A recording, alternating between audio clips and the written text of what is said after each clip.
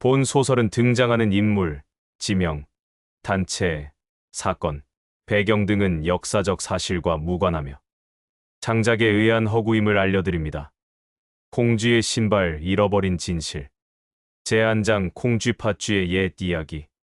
옛날 옛적 한 마을에 콩쥐라는 착하고 아름다운 소녀가 살고 있었습니다.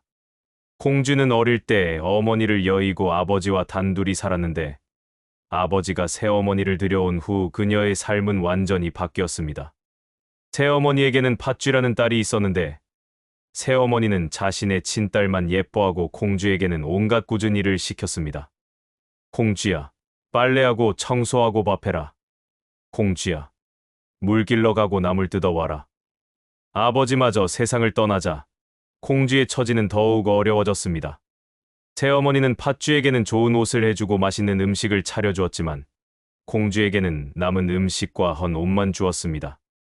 그런 어느 날 마을에 큰 잔치가 열린다는 소식이 전해졌습니다. 고을 원님이 아들의 배우자를 구하기 위해 큰 잔치를 벌인다는 것이었습니다. 마을의 모든 젊은 처녀들이 참석할 수 있다고 했지요. 새어머니와 팥쥐는 며칠 전부터 잔치 준비로 바빴습니다. 새 치마 저고리를 지어 입고 머리에 꽃을 꽂고 연지곤지까지 발랐습니다. 콩쥐야, 너는 집에나 있어라. 내가 그런 고운 잔치에 가서 뭘 하겠느냐?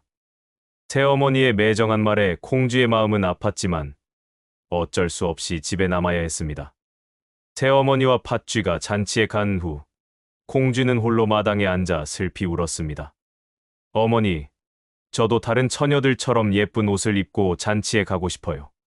그때 갑자기 하늘에서 오색 구름이 내려오더니 그 속에서 아름다운 선녀가 나타났습니다. 콩쥐야, 울지 마라. 내 착한 마음을 하늘이 다 알고 있단다. 선녀는 손짓 하나로 콩쥐를 화려한 궁중 복장으로 꾸며주었습니다. 비단으로 만든 아름다운 치마 저고리, 머리에는 금비녀, 그리고 발에는 세상에서 가장 아름다운 꽃신을 신겨주었습니다. 이 옷과 신발의 마법은 해가 지면 풀릴 것이다. 그 전에 반드시 집으로 돌아와야 한다. 절대 잊지 말거라. 콩쥐는 기쁜 마음으로 잔치에 갔습니다. 너무나 아름다운 모습에 잔치에 온 모든 사람들이 콩쥐를 바라보았고 원님의 아들도 콩쥐의 아름다움에 한눈에 반했습니다. 콩쥐는 원님의 아들과 함께 춤을 추며 행복한 시간을 보냈습니다. 그런데 어느새 서쪽 하늘이 붉게 물들기 시작했습니다. 해가 지려 하고 있었던 것입니다. 콩쥐는 깜짝 놀라며 선녀의 경고를 떠올렸습니다. 황급히 잔치를 빠져나오다가 계단에서 신발 한 짝을 잃어버리고 말았습니다. 원님의 아들은 그 아름다운 신발을 주워들고 신발의 주인을 찾기 위해 마을의 모든 처녀들에게 신발을 신겨보았습니다. 하지만 아무도 맞지 않았지요. 새어머니와 팥쥐도 신발을 신어보았지만 맞지 않았습니다. 마침내 콩쥐 차례가 되자 신발이 딱 맞았습니다. 원님의 아들은 콩쥐와 혼인하여 행복하게 살았다고 전해집니다. 톤이 조금 더 진지하고 의미심장해짐. 이것이 우리가 알고 있는 콩쥐 팥쥐의 이야기입니다. 착한 사람은 결국 복을 받고 악한 사람은 벌을 받는다는 권선징악의 교훈을 담은 아름다운 전래동화로 여겨져 왔습니다. 하지만 그 잃어버린 신발에는 또 다른 비밀이 숨겨져 있었다면 어떨까요?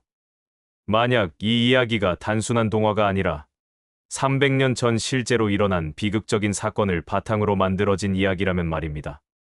제2장 시니어 탐정에게 들어온 의뢰. 2024년 가을 서울 종로구 인사동 근처의 한 골목에 자리한 강도현 탐정사무소. 70세의 강도현은 40년간 수많은 사건을 해결해온 베테랑 탐정이었습니다. 키 175cm의 마른 체격에 백발이 성성하지만 여전히 예리한 눈빛을 가진 그는 최근 은퇴를 심각하게 고려하고 있었습니다. 요즘 들어오는 의뢰들이 예전 같지 않아 도현이 아침차를 우리며 혼잣말을 했습니다. 불륜 조사나 단순한 뒤조사 같은 일들이 대부분이었거든요. 선생님, 의뢰인이 오셨습니다. 30대 여성 조수 윤서연이 사무실 문을 열며 말했습니다. 서연은 5년 전부터 도현과 함께 일해온 믿음직한 파트너로 원래 신문사 기자 출신이었습니다. 문을 열고 들어온 사람은 50대 중반의 단정한 남성이었습니다. 안녕하세요. 저는 서울대학교에서 한국사를 가르치고 있는 이민재라고 합니다. 어서 앉으세요. 어떤 의뢰인지요? 도현이 안경을 살짝 올리며 물었습니다. 이민재는 조심스럽게 오래된 보자기를 풀었습니다. 그 안에서 낡고 작은 신발 한 짝이 나타났습니다. 이것이 제가 할머니로부터 물려받은 유품입니다. 집안 대대로 전해 내려오는 물건인데. 도현이 돋보기를 꺼내 신발을 자세히 들여다보았습니다. 언뜻 보기에는 조선 후기 여성용 신발 같았지만 뭔가 특별한 기운이 느껴졌습니다. 우리 할머니는 이것이 콩쥐의 신발이라고 하셨어요. 콩쥐요. 전래동화의 그 콩쥐. 서현이 놀라며 물었습니다. 네. 처음에는 저도 그냥 할머니의 옛날 이야기려니 했는데 이민재가 신발을 뒤집어서 안쪽을 보여주었습니다. 여기를 보세요. 신발 안쪽에는 희미하지만 분명한 문양이 새겨져 있었습니다. 일반적인 장식과는 확연히 다른 마치 의도적으로 새긴 듯한 정교한 문양이었습니다. 이상하네요. 이런 문양은 본 적이 없는데. 도현이 문양을 자세히 살펴보며 말했습니다. 최근에 조선시대 문헌을 연구하다가 놀라운 사실을 발견했습니다. 이민재의 목소리에 긴장감이 돌았습니다. 콩쥐팥쥐 이야기의 배경이 되는 시대와 지역에서 실제로 의문스러운 죽음을 당한 젊은 여성의 기록이 있었어요. 그리고 그 기록의 내용이 전래동화와 너무나 흡사합니다. 구체적으로 어떤 기록인가요? 서현이 관심 깊게 물었습니다. 1753년 현재의 경기도 지역에서 일어난 사건입니다. 한 관리의 딸이 급작스럽게 죽었는데 새어머니와 의붓 누이와의 불화가 심했다고 기록되어 있어요. 그리고 그 처녀가 인근 현감의 아들과 혼담이 오가던 중 이를 거부했다고 나와 있습니다. 도현의 눈이 번뜩였습니다.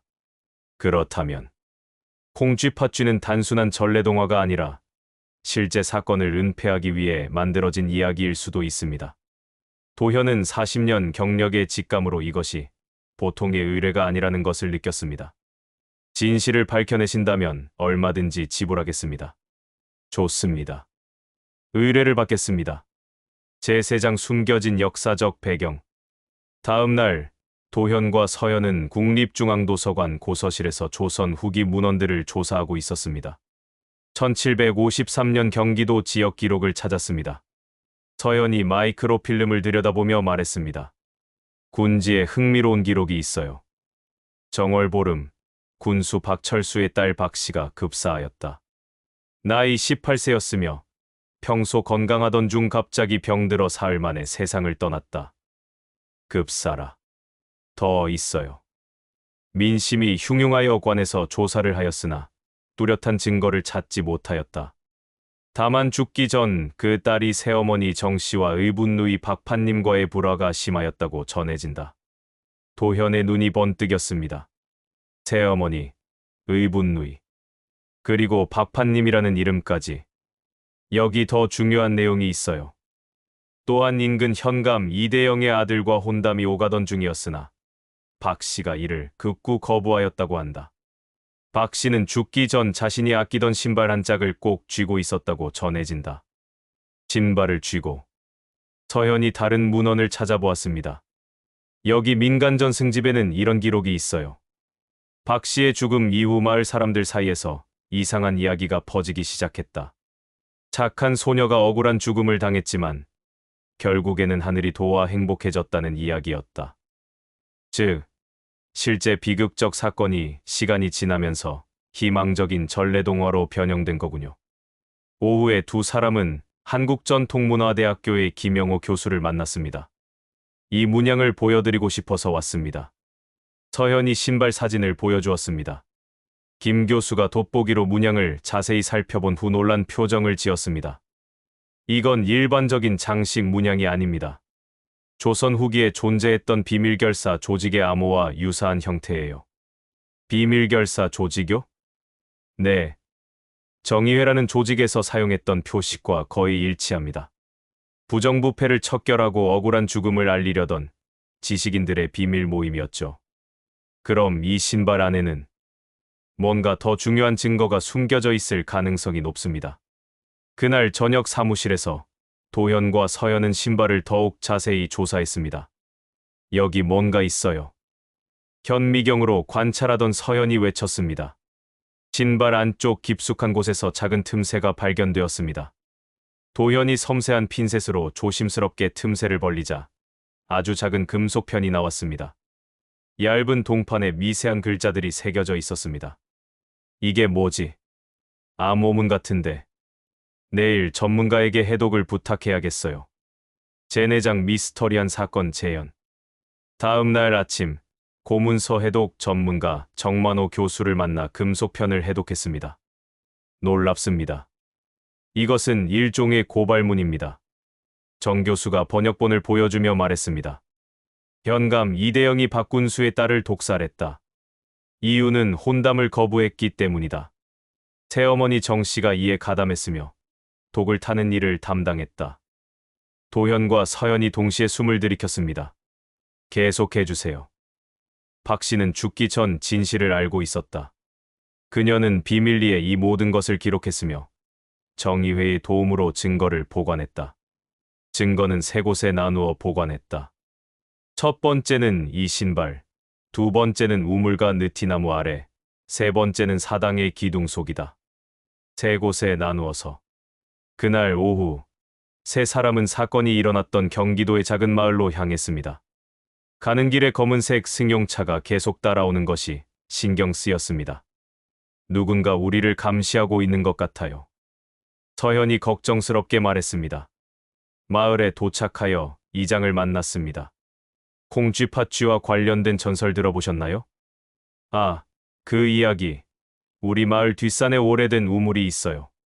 그 근처에 큰 느티나무도 있고 할머니들이 그쪽에 뭔가 묻혀 있다고 하시더라고. 그곳을 보여주실 수 있나요? 물론이지. 하지만 요즘 이상한 사람들이 그 근처를 왔다 갔다 해서. 마을 뒷산의 우물터 옆 거대한 느티나무 아래에서 금속 탐지기를 사용해 땅을 조사했습니다. 신호가 났습니다. 30cm 정도 판이 작은 금속 상자가 나왔습니다. 찾았다. 상자를 여는 순간 뒤에서 큰 소리가 들렸습니다. 거기서 3명의 남자들이 나타났습니다. 그것을 내려놓으세요. 누구신데요? 도현이 당당하게 물었습니다. 그건 우리 집안의 유물입니다. 남자들이 위협적으로 다가왔지만 서현이 상자를 안고 산길을 뛰어 내려갔습니다. 이민재의 도움으로 그들을 따돌리고 차에 타고 마을을 벗어날 수 있었습니다. 저 사람들이 누구일까요? 분명히 이 진실을 숨기려는 사람들이야. 그날 밤 사무실에서 두 번째 금속편을 해독했습니다. 더 구체적인 내용이 담겨 있어요. 정 교수의 번역에 따르면 현감 이대영은 박 씨에게 구원했으나 거절당하자 분노하여 새어머니와 공모해 독살했다는 것이었습니다. 그리고 박 씨는 마지막 밤 잔치에 몰래 나가 현감의 범행을 목격했다는 내용도 있었습니다. 그래서 전설처럼 전해진 잔치에 간 이야기가 실제로는 증거 수집을 위한 마지막 행동이었던 거군요. 제5장 시니어 탐정의 결론. 며칠 후 마을 사당에서 마지막 증거를 찾아냈습니다. 사당 기둥 속에서 발견한 한지에는 박연주 공주의 실명과 직접 쓴 유서가 담겨 있었습니다.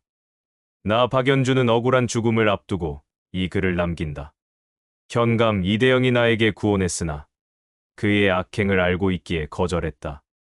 그는 이미 2명의 부인을 독살한 전과가 있다. 더 충격적인 것은 현감 가문이 대대로 부정 축제와 살인을 일삼아왔고 그 후손들이 현재까지 큰 세력을 유지하고 있다는 내용이었습니다. 하지만 조사 과정에서 계속된 위협과 방해 공작으로 인해 위험한 상황들이 벌어졌습니다.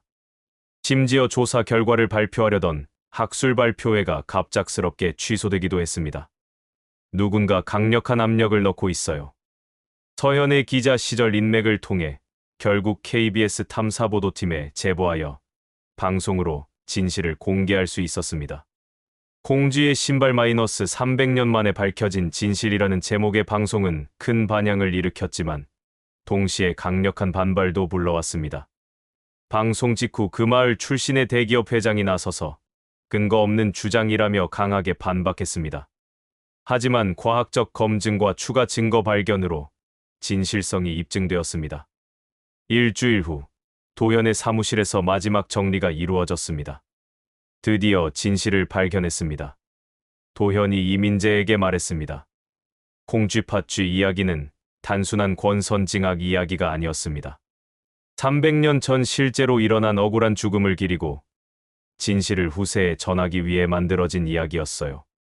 그렇다면 우리 집안에 전해 내려온 이야기가 맞았군요. 네, 당신의 선조는 정의회의 일원이었을 것입니다.